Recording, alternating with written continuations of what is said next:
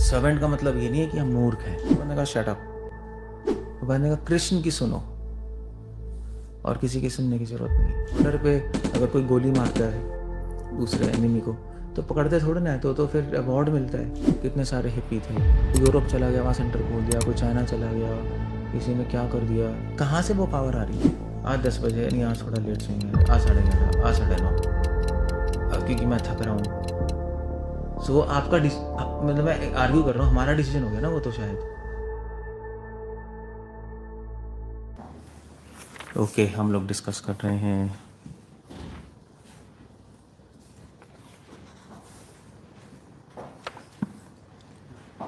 चेतसा सर्वकर्माणि मयि सन्न्यस्य मत्परः बुद्धियोगम् उपाश्रित्य मच्चित्तः सततं भव। सारे कार्यों के लिए ये 18 चैप्टर 57 वर्स भगवत गीता 1857। सारे कार्यों के लिए मुझ पर निर्भर रहो और मेरे संरक्षण में सदा कर्म करो। ऐसी भक्ति में मेरे प्रति पूर्णतया सचेत रहो। That's how it goes. शिला प्रभुपाद लिख रहे हैं, जब मनुष्य कृष्ण भावनामृत में कर्म करता है तो वह संसार के स्वामी के रूप में कर्म नहीं करता। चेतसा सर्वकर्माणि, इस पे कमेंट कर रहे हैं कि जब वो काम करता है कृष्ण भावनामृत में तो वो संसार के स्वामी के रूप में कर्म नहीं करता। नाउ दैट्स क्वाइट इंटरेस्टिंग, क्योंकि स्वामी के रूप में काम नहीं करता मतलब क्या है? जब कृष्ण के लिए काम करता है तो स्वामी के रूप में काम नहीं करता, इसका मतलब क्या है? उसे चाहिए कि वह सेवक के भांति परमेश्वर के निर्देश अनुसार कर्म करे, उनके इंस्ट्रक्शंस के अकॉर्डिंग काम करते हैं। That's the whole idea. So अगर हम भगवान के इंस्ट्रक्शंस के अकॉर्डिंग इस लाइफ में चलेंगे तो हम सर्वेंट हैं। सर्वेंट का मतलब ये नहीं है कि हम मूर्ख हैं। बात ये नहीं होती। श्रील प्रभुपाद ने बोला है, प्रभुपाद बोल रहे थे कि प्रभुपाद जब कैलकाटा में गए तो कैलकाटा में टैक्सी ली थी प्रभुपाद ने। तो अब आपको पता है बंगाली लोग, तो वहाँ पे वो उसने कुछ पैसे मांगे, मगर वहाँ पे जाके ऊट पटांग पैसे मांगने लगा। तो प्रभुपाद ने आर्ग्यू किया और उसको भगा दिया वहाँ से। तो फॉरेनर्स ऐसा नहीं करते ना, आर्ग्यू कहते हैं चलो भाई ठीक है। सो प्रभुपाद ने कहा, ये क्या आवाज़ आ रही है?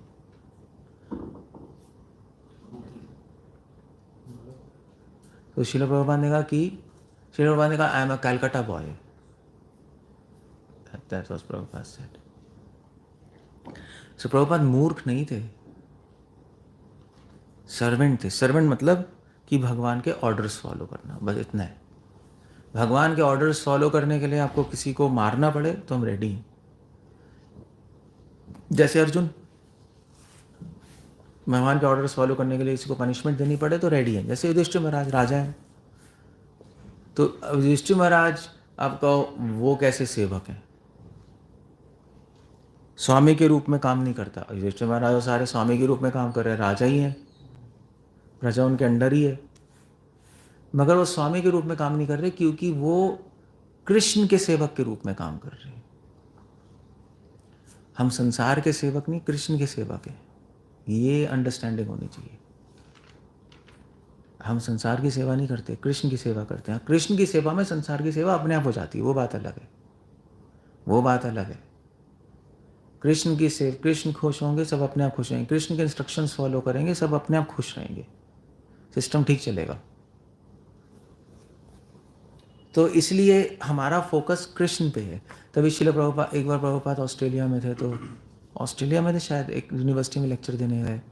तो एक बच्चा उठ के, स्टूडेंट था, बाद में उसने उठ के कहा कि श्रील प्रभुपाद मगर साईं बाबा तो ऐसा कहते। प्रभुपाद ने वहीं रोक दिया। प्रभुपाद ने कहा मैं बता रहा हूँ कृष्ण आगे कहते। तो फिर से वो थोड़ी देर फिर बोला मगर प्रभुपाद वो महर्षि तो ये कहते हैं। प्रभुपाद ने कहा मैं बता रहा हूँ कृष्ण का कहते हैं। निर्मल ने वहीं काट दिया। So Srila Prabhupada, sorry was saying, Krishna क्या, प्रभुपाद ने फिर कहा कि, फिर वो दोबारा प्रभुपाद ने कहा शट अप। प्रभुपाद ने कहा कृष्ण की सुनो और किसी की सुनने की जरूरत नहीं है। ऑफ कोर्स इसका मतलब नहीं कि और लोग अच्छी चीज़ें नहीं बताते, ऐसा नहीं है, बट उसको हम भगवान की बातों से नाप तोलते हैं। अगर भगवान के अकॉर्डिंग बोल रहा है तो ठीक है, अदरवाइज उसकी कोई वैल्यू नहीं है। सो उसे चाहिए कि वह सेवक की भांति, वह केवल अपने स्वामी के आदेश पर कार्य करता है, उस पर लाभ हानि का कोई प्रभाव नहीं पड़ता। अब ये बात है कि जब हम भगवान के आदेशों के अनुसार चलेंगे तो हमें फ़ायदा होगा। क्या फ़ायदा होगा? फ़ायदा ये होगा कि जब हम अपने आप कोई डिसीजन लेते हैं स्वतंत्र होकर, तो उसका रिजल्ट हमें आएगा। हम रिस्पॉन्सिबल है ना, तो हम कर्मों में फंसेंगे। अगर भगवान के अकॉर्डिंग चलेंगे तो उसका रिजल्ट हम पे नहीं है, तो भगवान के ऊपर है। सिंपल है नहीं? भैया आपने कुछ काम कर दी, कोई गड़बड़ हो गई, मतलब आप कुछ काम कर रहे हो फैक्ट्री में, कुछ गड़बड़ हो गई, तो पुलिस किसको पकड़ेगी? बॉस को पकड़ेगी, ओनर को। वो लेबर को थोड़ी ना पकड़ेगी। कोई घपला हो रहा है कंपनी में, लेबर को थोड़ी ना पकड़ के ले जाते हैं, बॉस को पकड़ते हैं ना। तूने वो घपला किया है तो कहेंगे तो लेबर को क्यों नहीं पकड़ रहे यार, वो भी तो काम कर रहा है। यार लेबर तो बॉस जो कह रहा है कर रहे हैं, हमें क्या पता भाई। बॉस ही करवा रहा है, मिलावट करा रहा है, जो भी करा रहा है, लेबर को क्या पता। लेबर को कोई नहीं पकड़ता। बड़ी बड़ी कंपनी में घपले हो जाते हैं, किसको पकड़ते हैं? ओनर को तो पकड़ते हैं। नीचे एम्प्लॉय इसको क्या करेगा, वो क्या करेगा बेचारा। सो यही है। सो अगर हम भगवान के एम्प्लॉय बनेंगे तो यमदूत हमें नहीं पकड़ेंगे, तो हमें कोई प्रॉब्लम नहीं है। तो फिर वो कृष्ण को पकड़ेंगे, कृष्ण को पकड़ नहीं सकते। कृष्ण को क्या पकड़ोगे? तो भगवान के कहने पे चलेंगे तो कुछ नहीं होगा। जैसे प्रभुपाद एग्जाम्पल देते हैं, जैसे बॉर्डर पे अगर कोई गोली मारता है दूसरे एनिमी को, तो पकड़ते थोड़े ना है, तो फिर अवार्ड मिलता है, फिर रिवॉर्ड मिलता है। यहाँ राजपुरा में गोली मार दो तो पकड़ लेंगे आपको। चाहे मिलिट्री वाले गोली मार दे राजपुरा में किसी को, तब भी पकड़ के ले जाएंगे। ये तुम्हारा थोड़ी ना काम है, पुलिस का काम है, तुम क्या कर रहे हो यहाँ पर। सो इसलिए हमेशा इस संसार में भी जो ऑर्डर्स पे चलता है वो सेफ रहता है। इस संसार में भी ऐसे ही होता है। तो पेरेंट्स ने कुछ कहा, आपने कर दिया, गड़बड़ हो गई, तो फिर बाद में क्या बोलते हैं? पेरेंट्स के बोलते हैं आपने ऐसे क्यों बोला था हमें, आपकी वजह से देखो गलत हो गया। यही है ना, आपकी वजह से गलत हो गया, हमने तो आपकी बात मानी थी। तो शर्मिंदा कौन होता है? पेरेंट्स ही होते हैं ना फिर। हाँ भैया हमने गलत बोल दिया था यार, आगे से सोच समझ के बोलेंगे, ऐसे ही होता है ना। सो जब हम किसी के ऑर्डर्स फॉलो करते हैं, दो चीज़ होती है बहुत इंपॉर्टेंट। एक, हिम्मत रहती है, करेज रहता है, क्योंकि आप भगवान के ऑर्डर्स फॉलो कर रहे हो ना यहाँ पर, तो करेज बना रहता है। भगवान की बात मान रहे हैं, दैट्स ओके, डर नहीं लगता। अपने मन से चलेंगे तो डर लगेगा, सही है गलत है, 1000 बार सोचेंगे ना हम लोग। भगवान ने कहते सोचने की जरूरत ही नहीं, करना है बस, दैट्स ऑल। सो डर नहीं लगता। तो तो कृष्ण कह रहे हैं सर्वधर्म परित्यज्य मामेकम शरणं व्रज अहं त्वं सर्व पापेभ्यो मोक्षयिष्यामि। मेरे ऑर्डर्स फॉलो करो तो डर नहीं लगेगा। और दूसरा फायदा ये है कि कर्मों में नहीं फंसेंगे, क्योंकि लाभ हानि की रिस्पॉन्सिबिलिटी भगवान के पास है, उसका प्रभाव नहीं पड़ता। वह भगवान के आदेश अनुसार अपने कर्तव्य को सच्चे दिल से पालन करता है। अब कोई यह तर्क दे सकता है कि अर्जुन श्री कृष्ण के व्यक्तिगत निर्देश अनुसार कार्य कर रहा था, लेकिन जब कृष्ण उपस्थित न हो तो कोई किस तरह कार्य करे। अब ये कोई कह सकते हैं हाँ यार अर्जुन तो भगवान थे ही, वहाँ उनका ऑर्डर ही था, तो उसने कर लिया। अब तो भगवान कहाँ है, पर्सनली तो है नहीं, कुछ हमें ऑर्डर तो दे नहीं रहे, तो क्या करें फिर, कैसे लाइफ लीड करें। सो प्रभुपाद लिख रहे हैं यहाँ पर, उसका सिंपल आंसर है कि आप उसके लिए प्रभुपाद के रिप्रेजेंटेटिव, भगवान के रिप्रेजेंटेटिव आचार्य हैं और गीता है, वो ऑर्डर्स हैं, आप फॉलो कर लो बस। अब देखो जैसे प्रभुपाद थे तो कितने सारे हिप्पी थे, मतलब हिप्पीज यंग ही लोग थे, 16, 17, 18 साल के, तो इतने बड़े बड़े काम कर दिए नहीं, कोई यूरोप चला गया वहाँ सेंटर खोल दिया, कोई चाइना चला गया, किसी ने क्या कर दिया, टेम्पल्स बना दिए। कहाँ से वो पावर आ रही थी? प्रभुपाद के ऑर्डर से हो जाता है। ऑर्डर नहीं है, सोचते रहो, बैठे रहो, करेंगे नहीं करेंगे, ठीक है गलत है, आलसी, बस चलते रहेंगे ऐसे ही। इसीलिए वो यहाँ पे कह रहे हैं कि इस श्लोक में मत परह शब्द बहुत महत्वपूर्ण है।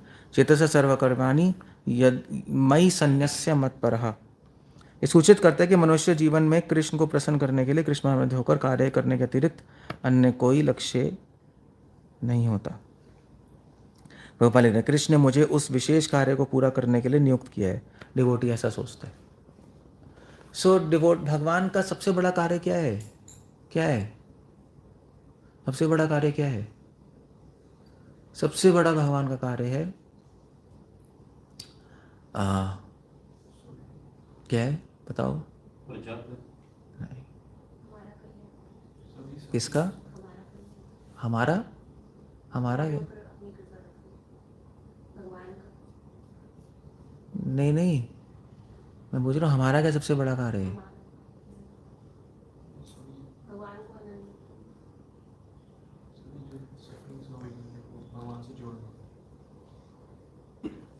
सबसे बड़ा जो हमारा कार्य है वो अपने आप को शुद्ध करना है, वो भूलना नहीं चाहिए हमें। कृष्ण ने मुझे विशेष कार्य करने को पूरा करने के लिए नियुक्त किया है।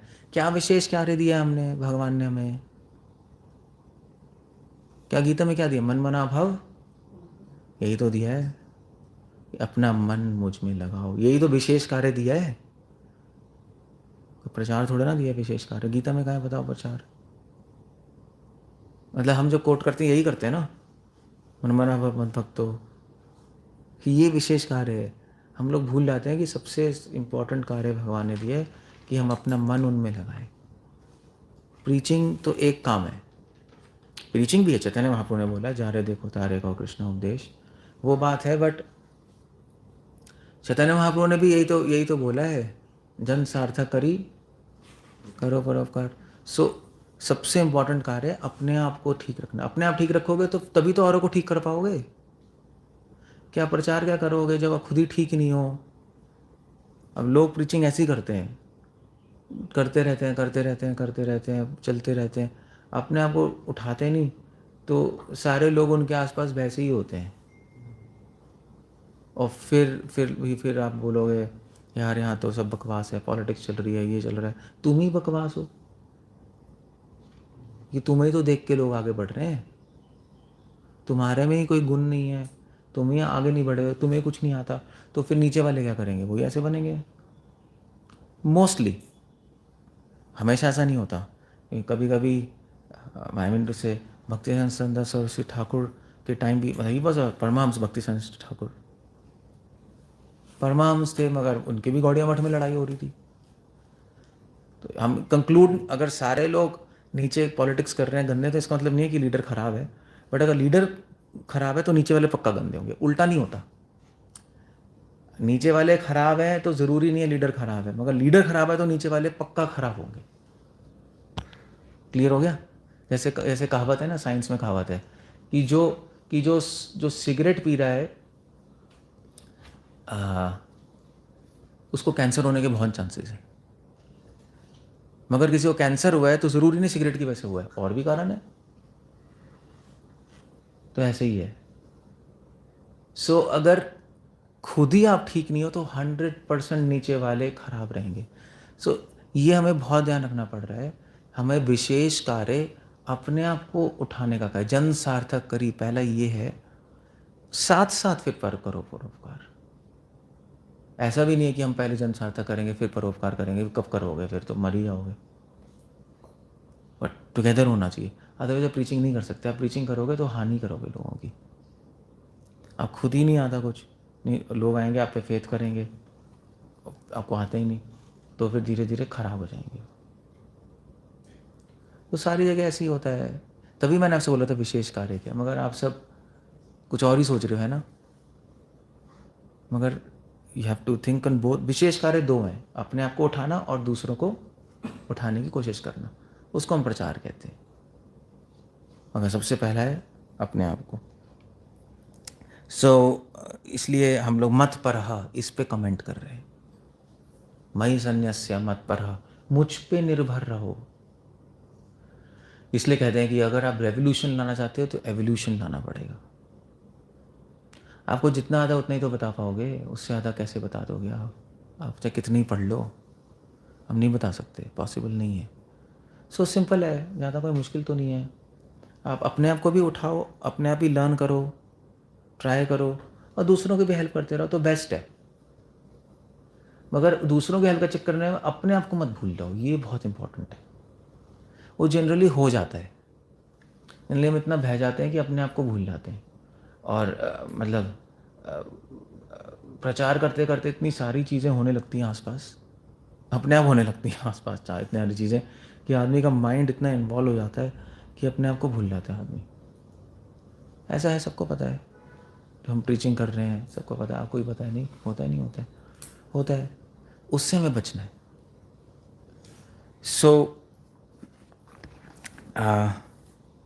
जब ये और इस तरह कार्य करते हुए उसे स्वाभाविक रूप से कृष्ण का चिंतन हो आता है।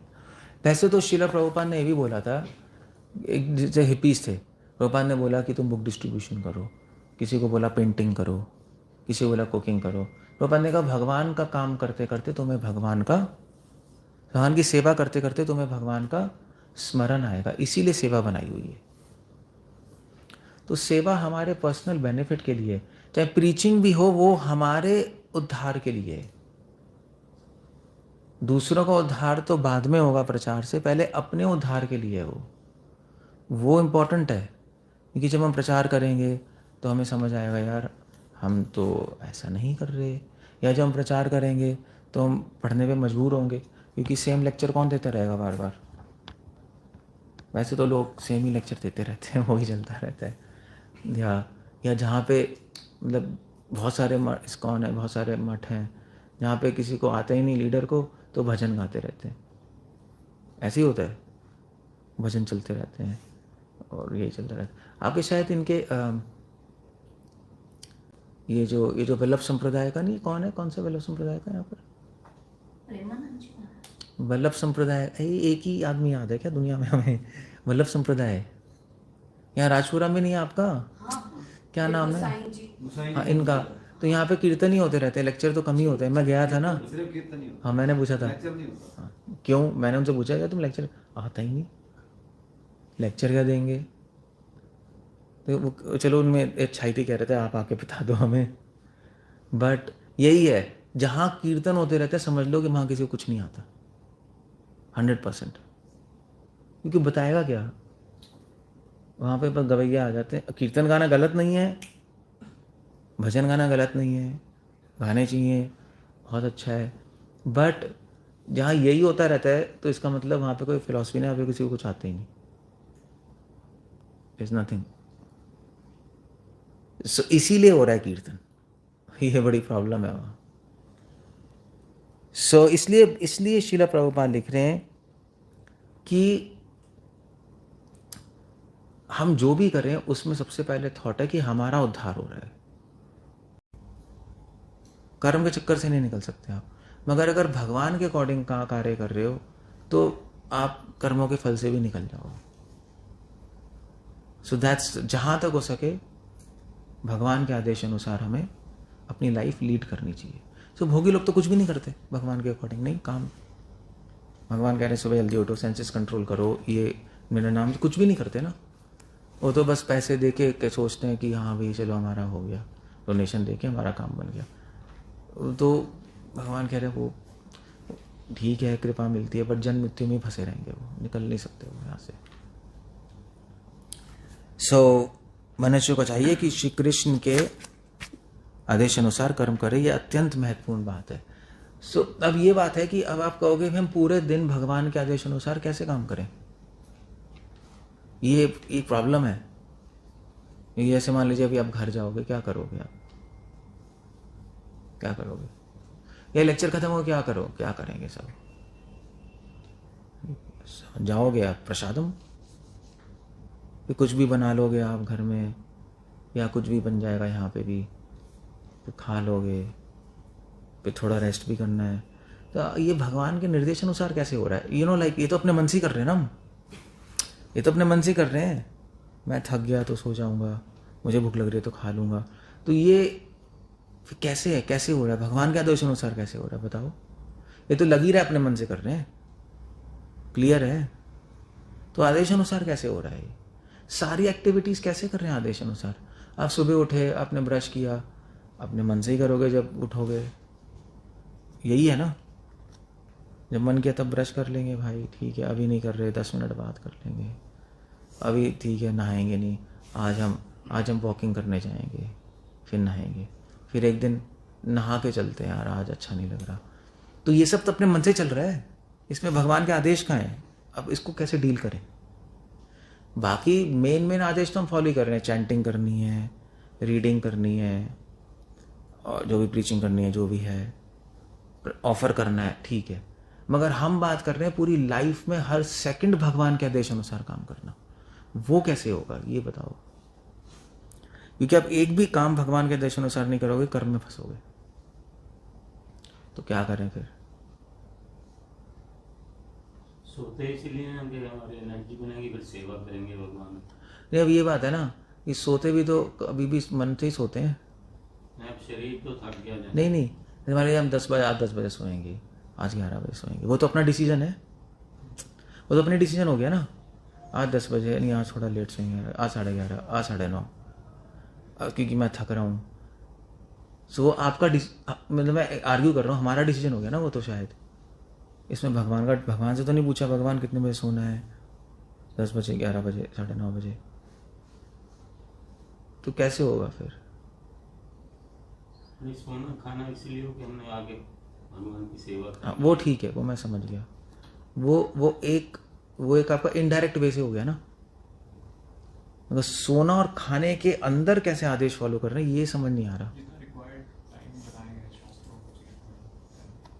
मैं एग्जांपल बता रहा हूँ, कभी 10 बजे, कभी 9 बजे, कभी 11 बजे। भगवान क्या कह रहे हैं? भगवान से नहीं पूछ रहे आप कब सोना है। तो फिर एक सिंपल एग्जांपल ला रहा हूँ मैं, वो तो हमारा डिसीजन है ना। तो फिर अब क्या करें? क्या करें फिर उस प्रॉब्लम का? ये प्रॉब्लम है, मतलब अगर आप सोच के देखो तो प्रॉब्लम है। या आज हम इतने टाइम खाएंगे, आज मन नहीं कर रहा खाने का, आज खाएंगे, आज नहीं खाएंगे, वो भी अपने अकॉर्डिंग ही चल रहे हैं, हमारे डिसीजन है ना वो तो फिर अब क्या कर्मों में फंस जाएंगे हम? क्या करें फिर? या किसी से पूछते रहें?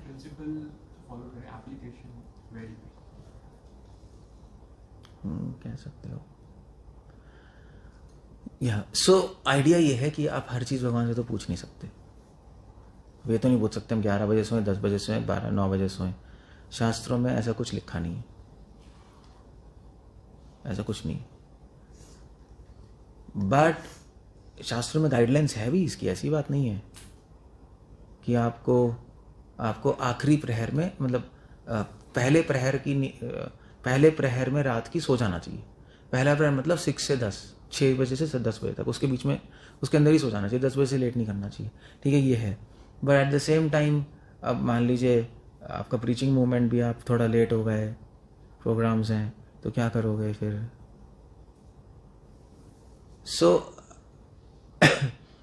हर चीज़ में तो ऑर्डर फॉलो नहीं कर, हर चीज़ में कुछ क्या करोगे आप? कैसे करोगे? कर सकते हो तो बहुत अच्छा है, बट लाइफ ही ऐसी है, कैसे करोगे आप? 1000 चीज़ें तो चल रही हैं लाइफ के अंदर। क्या करना है आपको? भगवान के आदेश अनुसार डिटेल्स अगर फॉलो नहीं हो रहे तो प्रिंसिपल फॉलो कर लो। समझ गए? प्रिंसिपल क्या है? प्रिंसिपल यही है कि जब थक जाओ सो जाओ, फिर फ्रेश उठ के होके सेवा कर लो, ये प्रिंसिपल है। डिटेल है कितने बजे सोएं, वो आप मॉडर्न लाइफ में करना बहुत मुश्किल है। अगर आप कर सकते हो, ब्राह्मण लोग करते हैं, साउथ इंडियन ब्राह्मण है वो, वहाँ भी शास्त्रों में इतने से पहले लिखा है इतने में सो जाओ, इतने बजे उठना है, इतने बजे उठना है, वो उनकी बिल्कुल क्लॉक की तरह चलती है लाइफ। या एक और तरीका है, भगवान कह रहे हैं डिसिप्लिन, नहीं कह रहे हैं अनुशासन। तो आप टाइम फिक्स करो, मुझे इतने बजे सोना है तो सोना है, तो फिर आप भगवान की बात मान रहे हो, अनुशासन हो रहा है। इतने बजे उठना है, उठना है। जैसे हम सुबह उठते हैं मंगल आरती के लिए, तो हम भगवान की बात मान रहे हैं, तो फिक्स टाइम है, हमें उठना है, चाहे हमारा मन करे ना करे। तभी तो हम भगवान की बात, हमारा मन करे ना करे फिर भी उठना है, तो इसका मतलब भगवान की बात हम मान रहे हैं। इसी से पता लगता है। इसीलिए शास्त्रों में डिसिप्लिन बोला है, अनुशासन। तो जो अनुशासन रखता है उस अब ऑटोमेटिकली वो भगवान की बात मान रहा है, इसका मतलब। That's how it goes. So, yeah. Actually एक रिलीजन है ज़ेन पता है, जो जापानीज रिलीजन है ज़ेन। तब उनसे पूछो ना कि यार कि आपकी साधना क्या है, तो वो कहते हैं कि हमारा हर क्षण ही साधना है, हमारा जीना ही साधना है। तो आप देखोगे जैसे वो खाना खाते हैं अपना, तो बहुत ही ध्यान से खाते हैं, मतलब जंगलियों की तरह नहीं कि टीवी उछलते जा रहे हैं, वो बैठेंगे आप ध्यान से, तो आपको लगेगा कि मेडिटेशन ही कर रहे हैं खाते वक्त। आप देखना यूट्यूब पे ज़ेन वाले कैसे खाते हैं, ये बुद्धिस्ट वो ऐसे खाते हैं, फिर ध्यान से खाएंगे पूरा फोकस करके। तो कहते हैं आप इतना ध्यान से क्यों खा रहे हो? वो कहते हैं यही मेडिटेशन है हमारी। ब्रश करना हमारी मेडिटेशन है, नहाना हमारी मेडिटेशन है, चलना मेडिटेशन है। वो अपने जीवन को ही एक मेडिटेशन बना देते हैं। तो ऐसे हम अपने जीवन को ही भगवान के ऑर्डर्स के अकॉर्डिंग बना देते हैं। यही कला है और कुछ नहीं है, कला यही है। तो वो जहां तक हो सके भगवान के अकॉर्डिंग चले तो बेटर है। उठने का टाइम तो भगवान के अकॉर्डिंग हो ही गया, हमारा सेट हो गया, नहीं? उठने का टाइम हो गया, सोने का टाइम नहीं हुआ भगवान के अकॉर्डिंग अभी, वो सेट नहीं हुआ। वो आपको खुद ही देखना है कैसे सेट करना है, क्या करना है, खुद ही सेट करना है आपको कैसे करना है। सोने का उठने का तो भगवान ने सेट कर दिया, भैया सुबह 4:30 उठना है, मंगल आरती होगी। भगवान ने टाइम ही ऐसा बना दिया। अगर भगवान नहीं बनाते तो उठने का टाइम भी सेट नहीं होता, नहीं 4:30, 5, 6 कभी भी कुछ भी करते रहते हैं। तो इसीलिए ये नियम बनाए जाते हैं भक्ति के। नियम फॉलो करेंगे तो नियम फॉलो करने से क्या होता है कि हम भगवान के ऑर्डर्स के अकॉर्डिंग लाइफ जिएंगे, ये होता है। सो जहां तक हो सके जितना हम फॉलो करके अपनी लाइफ लीड करें बेटर है, और हाँ उसमें हमारे ही फायदे है। अदरवाइज हमारे ही लॉस होगा, भगवान को क्या है मिलेगा उसमें। सो यदि कोई किसी प्रामाणिक गुरु प्राप्त हो जाता है, उसके निर्देशन और कार्य करता है, तो कृष्ण भावनामय जीवन की सिद्धि सुनिश्चित है। बस यही तरीका है। आइडिया ये है कि भगवान के ऑर्डर के अनुसार क्यों काम कर रहे हैं, कि भगवान का स्मरण रहे और डर नहीं लगे, और कर्मों के चक्कर से हम बाहर निकल जाएंगे, बस यही है और कुछ नहीं। That's all. जैसे श्रृंगार आरती बनाई है अभी सुबह प्रभुपाद ने, नहीं हम करते हैं गुरु पूजा श्रृंगार आरती, उसका पर्पस है, उसका ऐसे नहीं बना रखी ठीक है आज हम करेंगे नहीं करेंगे, आज मिस कर देंगे, ऐसे नहीं बना रखी है। ये सब पंचरात्र में दिया हुआ है कि इस टाइम पे करना है, इस टाइम पे करना है। क्यों बनाई है? कि जिससे सुबह सुबह हम सोए नहीं, आना पड़ेगा आपको आरती के लिए, वरना पूरे सुबह हम सोते रहेंगे। कभी नींद आ जाएगी तो सो जाएंगे, थक जाएंगे, नहीं ऐसी है ना। तो मगर नहीं आपको आना है। तो फिर इस मंगल आरती श्रृंगार आरती के बीच में चैंटिंग भी करनी है आपको। ये श्रृंगार आरती होगी, फिर क्लास होगी, चैंटिंग कब होगी, तो एक शेड्यूल सेट होता है। अगर आप श्रृंगार आरती नहीं होगी तो आप कहोगे चैंटिंग थोड़ा बाद में कर लेंगे, ऐसे ही है ना। ठीक है अभी तो टाइम है, क्या है, ठीक है चैंटिंग बाद में भी हो जाएगी, फिर आप पढ़े रहोगे, फिर आधा सोओगे, आधा वो करोगे। मगर सुबह का प्रभुपाद ने पैक कर दिया शेड्यूल, मंगल आरती, चैंटिंग, श्रृंगार आरती, क्लास, प्रसाद, पूरा पैक्ड है, आप कुछ कर ही नहीं सकते। मतलब 4:30 से लेके 9 कितने घंटे हो गए?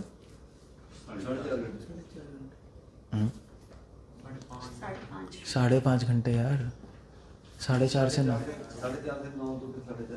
4:30 से 9 4:30 हो गए, ठीक है। हाँ 4:30 ही हो गए। सो बहुत देर से 4.5 घंटे आपके पैक्ड है। तो आप चलते रहोगे। इसलिए कई लोग जो है ना, मुझे कि कई जो अच्छे मतलब अमेरिका वेस्ट में ट्रैवल करता हूँ, जो अच्छे गृहस्थ हैं वो अपना श्रृंगार आरती करते ही करते हैं, चाहे मंदिर नहीं आते, क्योंकि दूर दूर घर हैं, क्या करेंगे, तो घर में ही श्रृंगार आरती भी करते हैं वो लोग। तो उससे शेड्यूल सेट होता है। भगवान ने निर्देश ही ऐसे बनाया है कि आपका दिन पैक हो जाए जहाँ तक हो सके, इस तरह चलते हैं। So that's how it goes. Okay, Hare Krishna. कुछ पूछना है, कुछ कहना है? I land on there.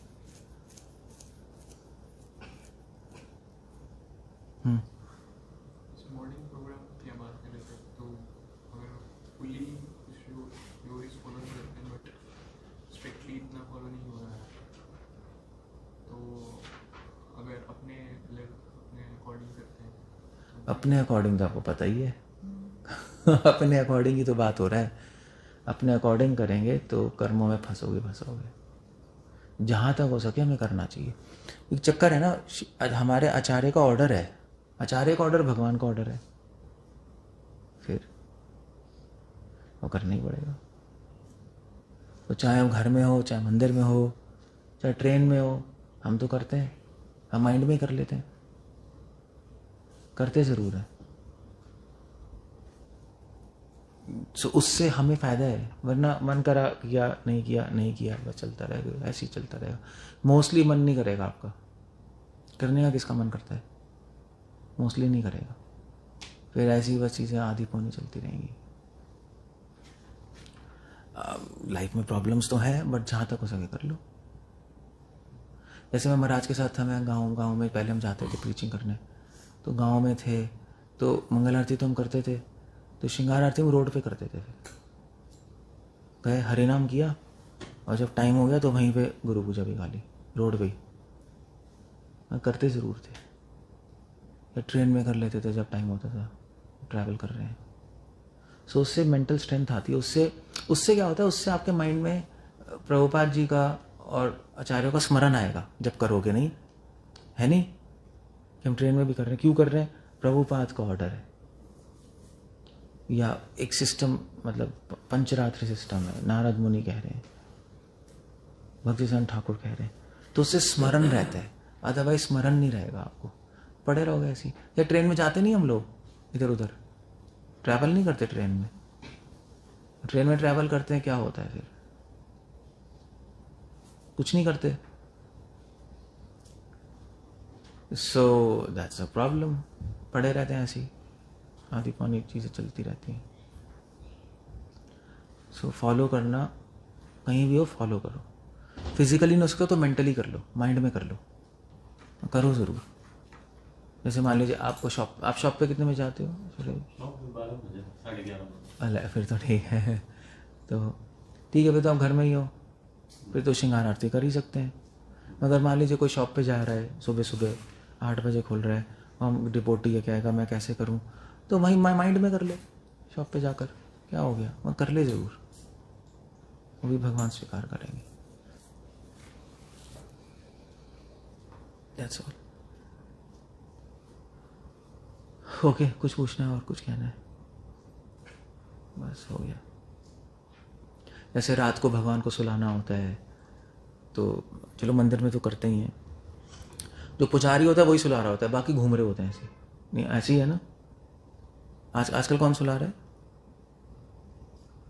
आप। बाकी लोग क्या कर रहे होते हैं? घूम रहे होते हैं, इधर घूम रहे हैं, उधर घूम रहे हैं, बस। तो फिर मंदिर में रहने का फ़ायदा ही नहीं हो आपको, क्योंकि मंदिर में है कि आप भी पार्टिसिपेट करो सुलाने में। मगर चलो आप इधर उधर हो तो माइंड में सुला लो उसी टाइम पे, अदरवाइज कोई पॉइंट नहीं है ना। ये शेड्यूल किसके लिए बनाया है? पुजारी के लिए? सिर्फ पुजारी के लिए बनाया गया कि वो लगा रहा है पूरे दिन और बाकी लोग ऐसे घूमते रहे? हमारे लिए बनाया है वो शेड्यूल। मंदिर हमारे लिए है, सिर्फ पुजारी के लिए नहीं है। वो एक बड़ी अजीब सी बात है। और पहले ज़माने में तो लोग क्या करते थे, जो अमीर लोग थे मंदिर बनाते थे और पुजारी हायर करके वो करता रहता था पूजा। ऐसे ही होता था ना, वो पूजा करते जा रहे हैं, बाकी अपनी मस्ती कर रहे हैं। तो फायदा क्या मंदिर बनाने का, वो लॉस्ट ही हो गया पर्पस। अभी भी मंदिरों में ऐसा चल रहा है। अभी वैसे चल रहा है, पैसे लेते वे हैं। ट्रस्ट बना लेते हैं, पंडित हायर करके रख देते हैं, वो अपना करता रहता है। तो बनाया ही क्यों है भाई तुमने? मंदिर उसके लिए मंदिर उसके लिए, तुम्हारे लिए। सो मंदिर हमारे लिए है। मंदिर मतलब ईंट पत्थर नहीं होता, मंदिर मतलब कायदे नियम होते हैं। मंदिर मतलब ऐसे घर ईंट पत्थर नहीं है, घर लोगों से बनता है ना, ऐसे मंदिर नियमों से बनता है। मंदिर में कुछ रूल्स हैं, तभी तो मंदिर है, वरना तो घर ही हो गया। हम मंदिर में चप्पल पहन के नहीं आ सकते, नियम है, तभी तो मंदिर लगता है। चप्पल पहन के जाओ, कहाँ मंदिर लगेगा? अब ये तो वही है सब। सो नियमों से। अब वो नियम किसके लिए हैं? पुजारी के लिए? पागल हो गया, आप सबके लिए हैं। तो कोई रात को सुला रहा है तो आपको भी होना चाहिए, भगवान सो रहे हैं, ठीक है, हम अटेंड करेंगे, तभी तो भावना आएगी। भावना कैसे आएगी? इधर उधर घूमते रहोगे, ऐसे होगा। फिर हम बोलते हैं भी आप भगवान को सुला रहे हैं, कहाँ थे? हम चैंटिंग कर रहे थे पार्क में। चैंटिंग कर रहे थे, आ भी सकते थे टाइम पे, उसमें 2 मिनट लगते हैं। अटेंड करो, भगवान को सुलाओ, थोड़े टाइम के लिए, एटलीस्ट थोड़े टाइम के लिए तो आ सकते हो। भगवान को सुला रहे हैं, को प्रणाम करो, भगवान आप सो रहे हैं। और सोते वक्त भगवान से माफ़ी मांग सकते हो कि भगवान मैंने जो अपराध किए हैं उसके लिए माफ़ कर दीजिए, और फिर चैंटिंग कर लो। बट वो आपको 2 मिनट ही आना है, मगर वो 2 मिनट भी बहुत बड़ी बात होगी। मतलब आप कॉन्शियस हो, आपको पता है क्या क्या चल रहा है, क्यों है, मुझे जाना है, दैट्स ऑल। बस काम खत्म हो गया। सो ऐसे चलता है। ओके, क्लियर हो गया?